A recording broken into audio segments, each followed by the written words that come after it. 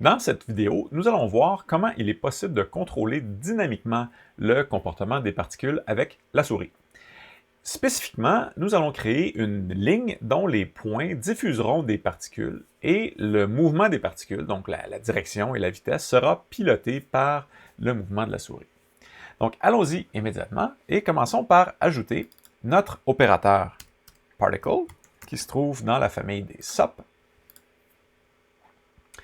Et comme je vous le disais, ce qu'on va utiliser comme source de points pour l'opérateur particle, ce sera un opérateur line. Donc l'opérateur line, il nous permet de tracer une ligne. Par défaut, la ligne, elle a 2 points, un au début, un à la fin. Dans notre cas, on aimerait ça que la ligne puisse émettre donc des particules à plusieurs endroits. Fait que je vous propose qu'on assigne un plus grand nombre de points. En ce moment, il y a, comme je disais, 2 points, mais faisons passer ça à 25. Quand on fait le changement comme ça dans la fenêtre de paramètres, ce n'est pas très apparent, mais évidemment, si on regardait chacun des points en affichant les options, n'oubliez pas de basculer en premier lieu en mode de visualisation et en affichant les options et en cliquant sur le nombre de points, on voit soudainement qu'on a 25 points. Ils partent de 0 et s'en vont vers la droite jusqu'à 1. Ce que je vous propose, c'est qu'on le centre sur l'axe des Y. En fait, qu'on le déplace pour que le centre soit vis-à-vis l'axe des Y. Donc, ce qu'on peut faire, c'est démarrer le point A, qui est le premier à gauche, à -1, et le point B, lui, sera à 1. Donc, le point A est ici, le point B est là. On a nos 25 points, et au centre, on a l'axe des Y. Maintenant, tout ce qu'il nous resterait à faire, c'est de brancher l'un dans l'autre, et on devrait voir nos particules. Malheureusement, pour l'instant, on n'a aucun résultat visible. Pourquoi? En fait, la première question à vérifier, ce serait peut-être de savoir si les particules sont bel et bien émises ou non. Donc, ce que je vous propose, c'est que sur les particules ici, on vienne afficher, encore une fois, dans les options d'affichage, nos points, on les voit, et peut-être de façon plus utile dans ce cas-là, le numéro de chacun des points. Et là, je ne sais pas si vous voyez ce qui s'est passé, mais les numéros sont drôlement difficiles à lire. Je vais peser sur pause, on va faire un pause sur les particules, et soudainement, on voit qu'on a 3 particules qui ont été créées. Et si j'avance, il y en a de plus en plus. Donc, c'est ce qu'on avait vu dans la vidéo précédente. Et donc, si je continue jusqu'à temps de me rendre à 25, donc de 0 en fait jusqu'à 24, et que je continue à y aller cadre par cadre, on voit que les chiffres se superposent et soudainement, ça devient difficile de lire les index parce qu'on a plus qu'une particule au même endroit. Donc, ce qu'on comprend, c'est que les particules sont bel et bien émises à l'endroit où se trouvent les points, mais le problème, c'est qu'elles ne bougent pas, elles restent sur place. La question maintenant, c'est de savoir pourquoi est-ce qu'elles ne bougent pas. Donc, si on se souvient de la dernière vidéo, ce qui décide de la vitesse et de la direction d'une particule, c'est la normale du point qui est associé. Donc, si on retourne vers notre opérateur line et qu'on affiche cette fois-ci les normales pour la ligne, on se rend compte qu'il n'y a rien du tout qui apparaît. Donc, ce qu'il faut comprendre, c'est que sur une ligne, il n'y a pas de surface. Et les normales, ce sont des perpendiculaires d'un point, mais relatives à une surface. Donc, dans ce cas-ci, Touch Designer ne peut pas déterminer quelle serait la normale, puisqu'elle pourrait pointer dans toutes les directions essentiellement, en tout cas au moins tout autour de la ligne. Donc, dans ce cas-là, qu'est-ce qu'on fait? Il y a essentiellement 2 solutions, c'est-à-dire qu'on peut faire comme on a fait dans la dernière vidéo, en ajoutant un opérateur point à la sortie et en manipulant la normale des points. Donc, c'est ce qu'on avait fait, puis ça fonctionnait bien. L'autre chose qu'on pourrait faire, c'est dans les particules, appliquer une force qui forcerait justement les particules à bouger. Donc, c'est ce que je vous propose qu'on essaie dans ce cas-ci. Donc, si je reviens sur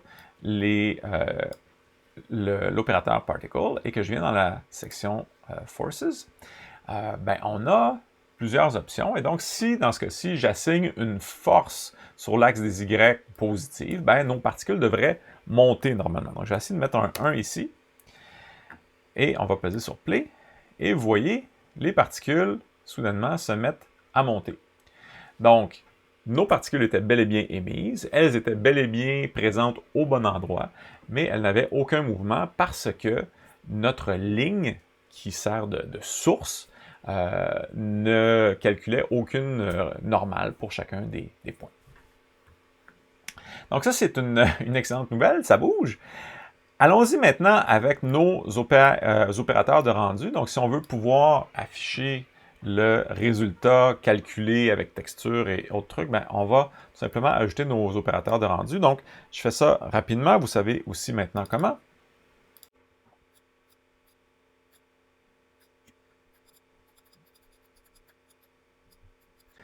Donc voilà, j'ai mes opérateurs classiques de rendu, c'est-à-dire caméra, lumière et le top de type render avec une sortie.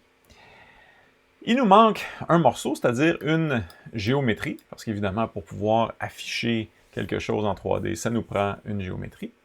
Donc, on va l'ajouter ici en se souvenant que c'est plus rapide dans ce cas-ci de faire un clic droit sur la sortie d'une surface pour qu'elle soit passée à l'entrée de la géométrie.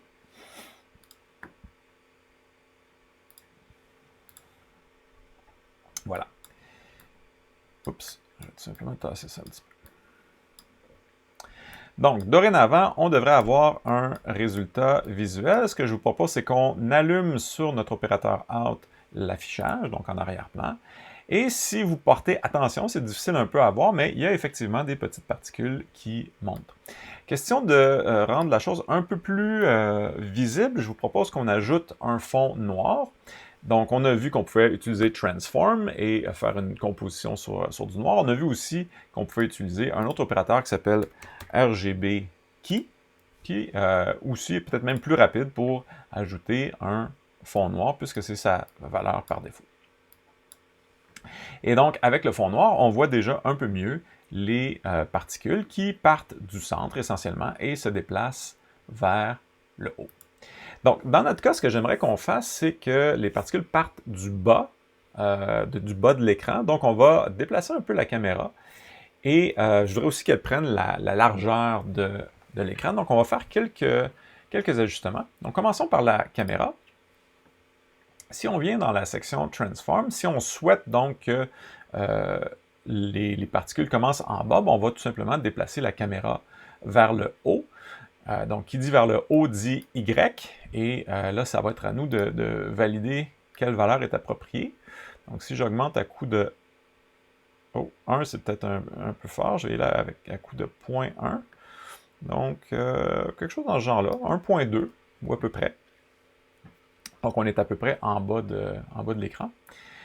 Maintenant, j'aimerais ça que ça prenne la pleine largeur de l'écran. Donc, dans ce cas-ci, ce que je vais faire, c'est que je vais tout simplement étirer ma ligne pour qu'elle couvre l'écran au complet.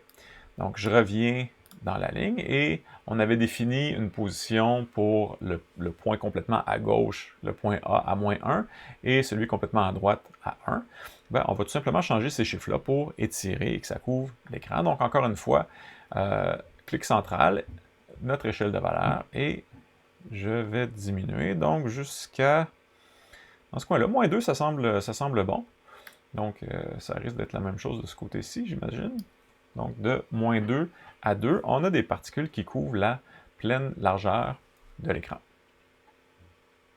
Maintenant, comme je veux qu'on soit en plein contrôle puis qu'on comprenne très bien ce qui se passe, on va s'assurer que la durée de vie des particules les fasse disparaître dans l'écran pour qu'on puisse bien comprendre, là, puis on pourra l'étendre par la suite. Mais je veux que ça soit clair tout au long, le comportement des particules. Donc, si je reviens ici dans mes particules et que je viens voir dans, je crois que c'est la section Particles, ouais, la durée de vie en ce moment, elle est à 3. Est-ce que si on descend, donc évidemment, si on descend beaucoup, Vous voyez qu'elle monte à peine.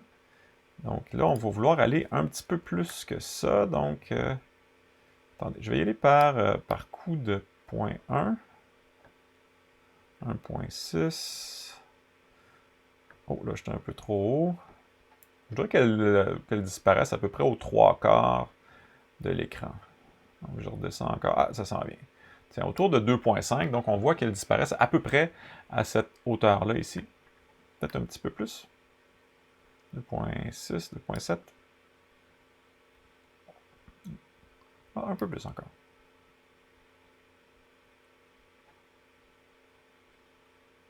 Autour de 3, ça semble... En fait, c'était la valeur par défaut. Ça semble pas mal. On peut voir que les particules disparaissent à peu près à cette hauteur-ci. Donc, ça va nous permettre de bien visualiser ce qui se passe. Maintenant, j'aimerais ça qu'il y en ait un peu plus. Donc, on va ajuster la quantité. Et pour faire ça, ben, c'est le nombre qui est à côté de birth. Donc, c'est le nombre de particules par seconde qui sont ajoutées. Allons-y avec 350. Là, dans les tests que j'ai faits, ça semblait bien fonctionner. Donc, ça nous donne des espèces de filaments ou d'éléments dans ce genre-là. De toute façon, tantôt, on va le réajuster. Maintenant, ce que je vous ai promis qu'on fasse, donc, c'est de contrôler le mouvement, en tout cas dans une certaine mesure, des particules à l'aide de la souris. Donc, qui dit souris dit mouse-in dans la section des chops. Donc, mouse-in, il nous donne rapidement la position X et Y de la souris. Donc, si je vais de gauche à droite ou de haut en bas, on voit que les deux chiffres changent. Donc, dans notre cas, ce qu'on va vouloir faire, c'est, avec la position X, affecter le mouvement horizontal des particules et avec la position Y de la souris, contrôler la vitesse, disons, de mouvement des particules en question. Donc, rapidement pour tester, puis on pourra raffiner ensuite, j'aimerais assigner donc la position X.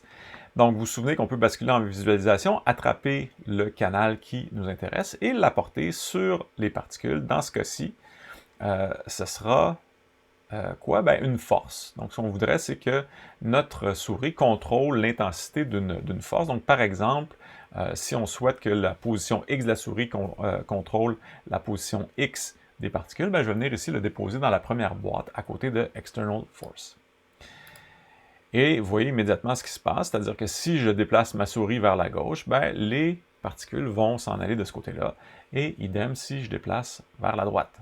Donc, on a déjà une interactivité qui est limitée, mais intéressante. Maintenant, ce que j'aimerais faire aussi, c'est d'utiliser la position Y. Et la position Y, l'idée, ça serait de contrôler l'intensité, ou en tout cas la vitesse, disons, de déplacement vertical. Donc, pour faire ça, ben, vous vous doutez qu'on va contrôler la force qui est appliquée sur l'axe des Y. Donc, je vais prendre mon canal TY et je vais l'apporter dans la boîte correspondante, c'est-à-dire la force en Y. Et donc là, si je vais vers le bas, ben, vous voyez mes particules disparaissent. En fait, elles doivent même descendre en bas de l'écran. Et si je monte, on devrait les voir revenir vers le haut de l'écran. Par contre, en faisant ça, je me trouve à limiter un petit peu l'espace qu'elles occupent. Vous voyez que les valeurs vont de moins... Je ne sais pas pourquoi ça fait moins 0.6 à 0.6, c'est curieux, peut-être à cause de la résolution de l'écran. Mais chose certaine, c'est que j'aimerais que donc, le mouvement s'accélère et que je ne sois pas limité au tiers du bas de l'écran, comme c'est le cas actuellement. Donc, comme mes valeurs sont limitées, ben, on pourrait utiliser, comme on le fait souvent, un mat pour augmenter la gamme de valeurs. Donc ici, je vais ajouter un select pour aller isoler le canal Y. Et donc ici, dans notre sélecteur, Channel Names, ben, je vais prendre le TY seulement. Donc ça me donne la position en Y. Et la position en Y, j'aimerais ça la multiplier. Donc je vais utiliser un mat. Et on va tout simplement multiplier en fonction du résultat qui nous intéresse. Donc, si je regarde, quand je suis en haut complètement, j'aimerais que ça soit donc plus prononcé. Ça fait que je vais exagérer le chiffre qui est à l'intérieur. Donc, en ce moment, j'étais à 0,5 quand je suis vers le haut et vers le bas à moins 0,5 environ. Donc, dans mon range ici, ben, je peux dire, j'ai des valeurs qui vont de moins 0,5 jusqu'à environ 0,5 et j'aimerais ça les interpoler de, disons, 0 quand je suis complètement en bas, donc les particules vont arrêter de bouger. Puis quand je suis en haut, on va faire des tests. Je ne sais pas si 2, c'est une valeur qui est intéressante. Ça peut sans doute être plus. Si je mets 10... Donc là, vous voyez comme moi que, en fait, vous avez sûrement déjà repéré mon erreur, mais en ce moment, l'exportation se fait via le machine et non pas à partir d'ici. Donc, on va corriger ça parce que sinon, on ne verra jamais le résultat. Donc, dans le cas du TY, ben, je vais venir faire un lien à partir de mon objet math plutôt que où j'étais ensuite. Et là, on voit soudainement que le résultat est beaucoup plus marqué. Donc, c'est même peut-être un peu plus que ce que j'aurais voulu. Quand je monte en haut, ça va vraiment vite. Donc, on va modérer un peu. 10, c'est probablement trop fort. Donc, si on essaye à 5, peut-être même 3. Donc, quand je suis en bas, essentiellement, c'est presque arrêté. Et quand je monte, ben, rapidement, les particules accélèrent. Je suis même tenté de baisser encore un petit peu. OK, donc ça c'est le 1. Probablement que 2 ici, ça sera suffisant pour ce qu'on souhaite faire. Voilà. Maintenant, l'autre chose que j'aimerais contrôler, c'est la quantité aussi de particules. Et donc, pour faire ça, je vais partir de mon Y. Et ce que je vais faire, c'est que plus j'augmente, ou plus je monte, je devrais dire, on va aussi augmenter le nombre de particules qui sont émises. Et quand je descends, ben, ce sera l'inverse. Donc ici, en faisant un clic central, je viens ajouter un autre math. Et celui-là, il va servir à contrôler la quantité de particules. Donc si je prends encore une fois le canal, que je l'amène sur mes particules ici, je vais aller dans l'onglet particules et je vais assigner cette valeur-là au chiffre qui est ici, donc le chiffre birth, qui est en gros le nombre de particules par seconde. Évidemment, en ce moment, la valeur est assez basse, donc on va multiplier cette valeur-là substantiellement. Donc, si je viens dans mon math, je vais faire un peu comme j'ai fait tantôt, c'est-à-dire que je considérais que j'avais des valeurs de moins 0,5 à 0,5 en entrée, et ces valeurs-là, j'aimerais les convertir en quelque chose de beaucoup plus gros, disons 0 à 10 000. Donc, 10 000 particules quand je suis complètement haut. Donc, si je suis en bas, 10 000, c'est peut-être un peu ambitieux, parce que là, on dirait que ma cadence vient de réduire substantiellement. Donc, on va y aller avec quelque chose d'un peu moins ambitieux. 2000. Oups, j'ai mis 200. Allons-y avec 2000. Pourtant, 2000, ça ne me semble pas si extraordinaire. Que se passe-t-il? Je pense que je vois quel est le coupable. Donc, j'ai laissé ici, ce qui semble être un carré bleu en ce moment, j'ai laissé les numéros de particules être calculés, ce qui est probablement pas une bonne idée. Donc, je vais tout simplement outrepasser cette chose-là en pesant sur la petite touche ici pour masquer le visualiseur. Puis je vais faire la même chose ici. Et donc, soudainement, ma cadence remonte à 60 images par seconde. Voilà. Et donc, si je bouge de gauche à droite, j'ai mon mouvement. Si je descends, j'ai un nombre de particules qui diminue. Et si je remonte, tout fonctionne bien. Je suis encore à 60 frames par seconde. Donc, je vais revenir à ce que j'avais prévu faire, c'est-à-dire un chiffre entre 0 et 10 000. Et si vous avez un ordinateur comparable au mien, ben, ça devrait vous donner encore du 60 frames par seconde. Si votre ordinateur est moins performant, vous pouvez tout simplement descendre ce chiffre-là. C'est pas grave du tout pour les fins du test. Voilà, donc j'ai mon X qui contrôle donc la position horizontale, mon Y qui contrôle la vitesse et le nombre de particules. J'en profite pour faire une parenthèse.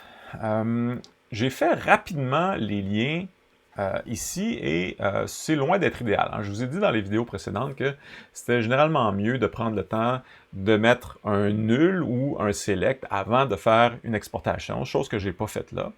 Et on se retrouve avec plusieurs opérateurs qui contrôlent essentiellement un aspect, donc plusieurs liens qui pointent vers le même opérateur. Et donc tout ça, c'est lié à la souris, puis c'est lié au contrôle des particules. Donc généralement, puis c'est l'habitude que je vous invite à prendre pour des projets qui deviennent un peu plus gros, on va essayer d'isoler ou de modulariser des éléments qui, logiquement, pourraient être regroupés ensemble et occuper moins d'espace à l'écran. Donc dans ce cas-ci, ce que je vous propose, c'est que ces quatre éléments-là, on les isole dans un composant et que le lien soit fait du composant vers l'opérateur particule. Et donc, on vient isoler l'aspect contrôle, donc le mouvement du pointeur qui se charge du contrôle du mouvement des particules, ben, on pourrait l'isoler dans son propre composant. Donc, pour faire ça, ben, vous pouvez choisir les composants, les couper, créer un base component, les coller à l'intérieur, et ainsi de suite. Mais il y a une façon drôlement plus simple. Donc, c'est tout simplement de sélectionner les opérateurs qui vous intéressent et ensuite de cliquer ailleurs sur l'éditeur, faire un clic droit et de choisir Collapse Selected. Et en faisant ça, on se retrouve avec un composant de type base et à l'intérieur du composant, on a nos opérateurs. Donc, question de faire ça de façon un peu plus propre, on va essentiellement s'assurer qu'il y ait trois informations qui sortent de notre composant, c'est-à-dire la vitesse, l'orientation et la quantité de particules.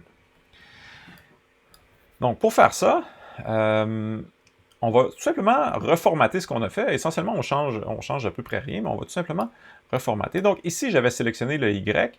Je vais aussi sélectionner le X, parce que tantôt, on partait directement d'ici pour la valeur du X. Donc, on va faire un select pour sélectionner le X. Clic central, mon erreur.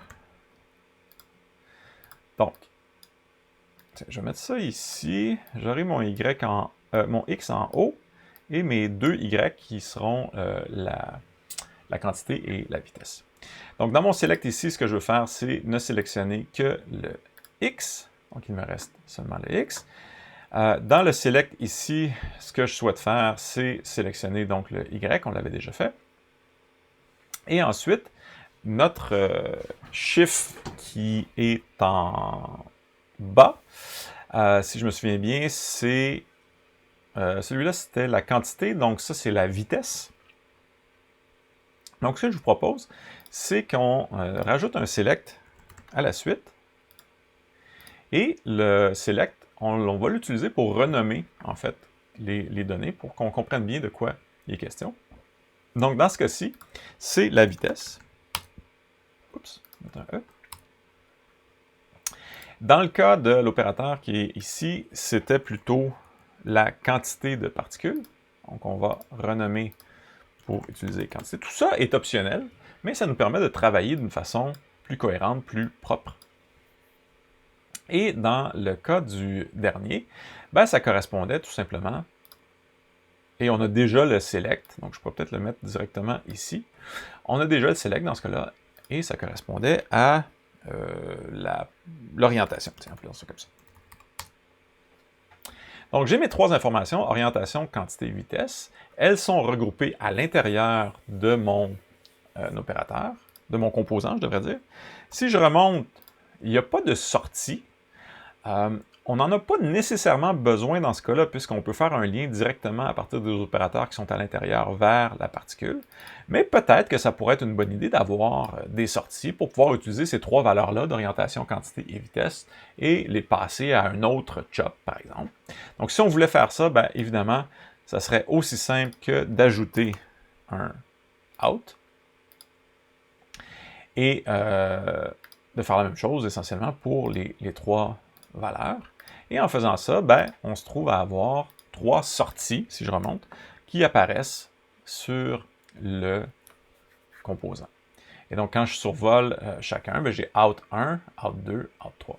Donc, évidemment, ce serait peut-être mieux de clarifier quelles sont ces choses-là. Donc, le out 1, ben, en fait, c'est l'orientation. Le out 2, c'est la quantité. Et le out 3, c'est la vitesse. Voilà. Nous, comme on ne veut pas passer à travers un fil les données vers un autre opérateur chop, mais plutôt faire une exportation, ben, ce qu'il faut comprendre, c'est que ces trois out-là deviennent des points d'exportation. Donc, pour bien le souligner, je vais les mettre en rouge. Mais on devrait vraiment exporter nos valeurs à partir d'ici pour les envoyer dans particules. Donc, évidemment, depuis qu'on a fait ça, ben, on a cassé les liens ici. Donc, le lien vers le nombre de particules et les deux liens vers les forces en X et en Y. Donc, ce qu'on va faire, c'est tout simplement refaire ces liens-là. Donc, dans ce cas-ci, comme je vous disais, on ne veut pas simplement tirer un fil. De toute façon, on ne peut pas tirer un fil entre un chop et un SOP. Et ce qu'on veut faire, c'est un lien, comme on a fait ici. Donc, pour faire ça, sans avoir à fractionner l'écran en deux, ce qu'on a fait déjà par le passé, ce qu'on peut faire aussi, c'est faire un clic droit sur notre opérateur cible, donc dans ce cas-là, Particle, afficher ces paramètres dans une fenêtre qui est flottante, aller dans notre composant, et à cet endroit-là, juste avant de faire le lien, je pense qu'on va renommer le composant. Appelons-le pointeur, tiens, c'est pour notre souris, donc on pourrait l'appeler comme ça. Donc, j'entre à l'intérieur et à cet endroit-là, je suis capable de choisir mon canal, par exemple, orientation, et de l'apporter sur la position X. De faire la même chose avec la quantité. Donc, la quantité, dans ce cas-là, s'en allait dans Particles et Birth. Et finalement, notre vitesse, qui, elle, allait dans Force sur l'axe des Y. Voilà. Donc, si je remonte, ben, vous voyez qu'on est revenu au même point que tantôt. Donc, si je baisse, ça diminue. Si j'augmente, ça accélère. Et je suis toujours capable d'avoir un mouvement de chaque côté. Donc, l'avantage d'avoir fait ça, c'est qu'on se retrouve avec un composant qui isole tout ce qui concerne la souris et le contrôle du mouvement. Et donc, on peut voir qu'on a bel et bien un lien ici. Mais c'est assez clair que, en fait, que tout part du pointeur, puis qu'éventuellement, il y a plusieurs opérations qui transitent, mais on a tout encapsulé dans un module. Et si on a à faire des changements au niveau du contrôle de la souris, bien, on sait qu'on a qu'à aller dans ce composant-là. Voilà. Maintenant,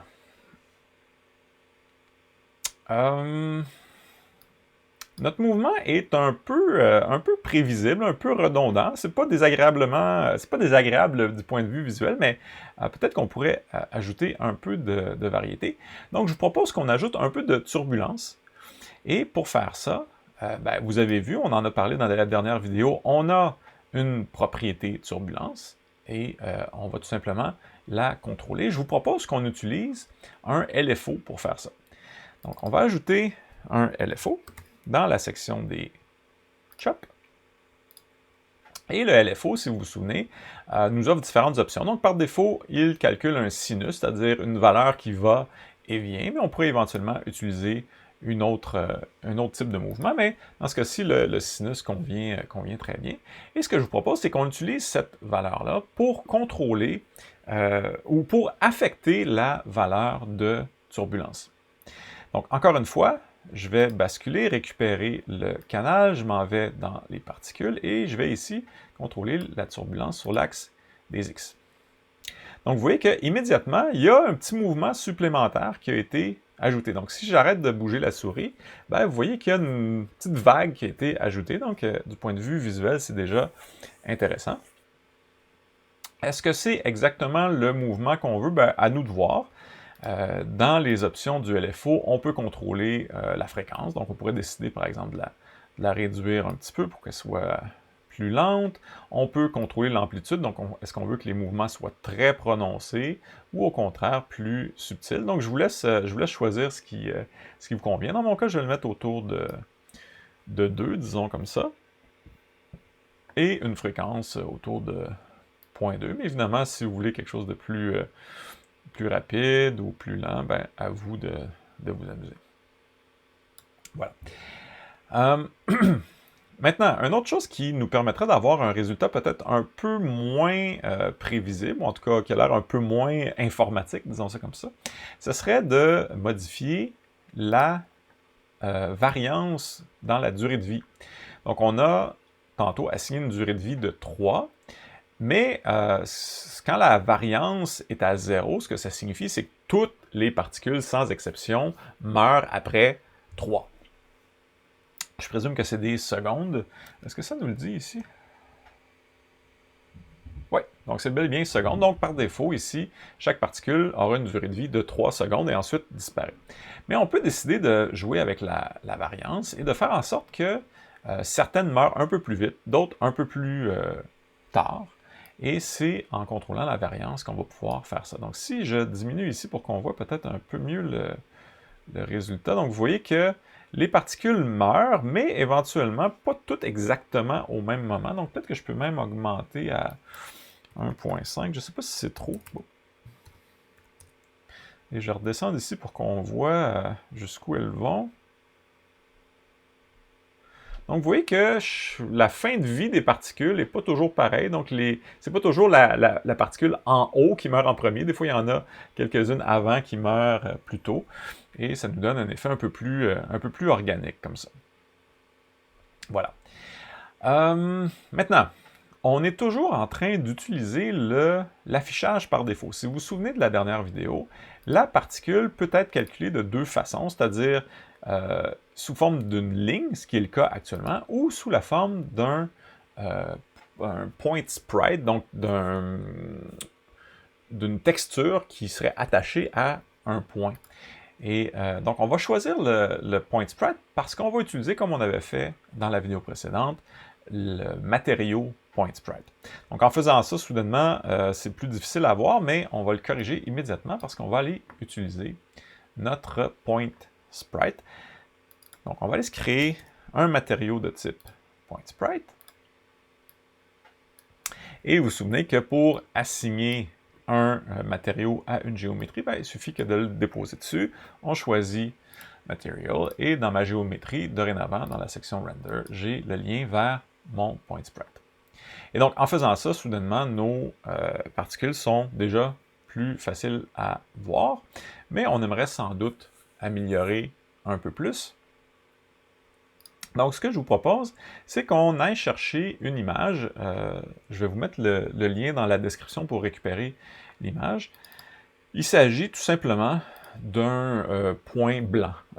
On aurait pu le faire avec un dégradé sans doute, mais je vous propose qu'on utilise un fichier externe puisqu'on avait utilisé un dégradé dans la vidéo précédente. Donc, pour aller chercher une image, vous faites un glisser-déposer ou vous allez chercher le bon vieux Movie File In. Et dans ce cas-ci, je vais tout simplement aller chercher l'image. Voilà. Donc, comme je vous disais, c'est tout simplement un petit point blanc. Pour que l'image soit utilisée par le matériau, encore une fois, ben, je le laisse tout simplement tomber dessus. Donc là, si vous avez des bons yeux, vous voyez sans doute qu'il y a encore du mouvement, mais très, très, très difficile à suivre. Pourquoi? Ben, tout simplement parce que la taille n'a pas été ajustée. Donc, sur le point sprite, on a dans la section point sprite une propriété qui s'appelle Constant Point Scale qu'on peut augmenter. Donc, si je la fais passer à 10, ben, vous voyez soudainement que je vois beaucoup mieux ma petite balle blanche. Je peux même y aller à 20 ou quelque chose comme ça. Par contre, il y a un problème, on le voit assez bien, par le chevauchement des images. Donc, si je ralentis un petit peu, vous voyez que quand deux images se chevauchent, on dirait qu'il y a un problème au niveau du calcul de l'alpha. Ce qui est important de comprendre dans ce cas-là, c'est que par défaut, le matériau ne prend pas compte de l'alpha. Donc, si vous venez dans la section Common et que vous activez la transparence, bien là, soudainement, on a quelque chose qui est un peu plus proche de ce qu'on désire. Par contre, dépendamment des scénarios, vous allez sans doute avoir à ajuster la façon dont le calcul du rendu de transparence est fait. Quoique l'effet tel qu'il est actuellement est assez intéressant. Je n'ai pas ça, l'espèce d'effet de multiples particules qui se superposent, mais vous pourriez ici changer le type d'opération. Dans ce cas-ci, on pourrait tout simplement utiliser one dans les deux cas et avoir donc des particules qui sont tout simplement blanches et qui nous donnent l'impression de longs filaments. Mais si vous voulez, vous pouvez garder ce rendu-là qui est aussi, je crois, assez intéressant. Et je pense qu'on a touché à l'essentiel pour que vous puissiez vous amuser. Alors, on se revoit dans une prochaine vidéo.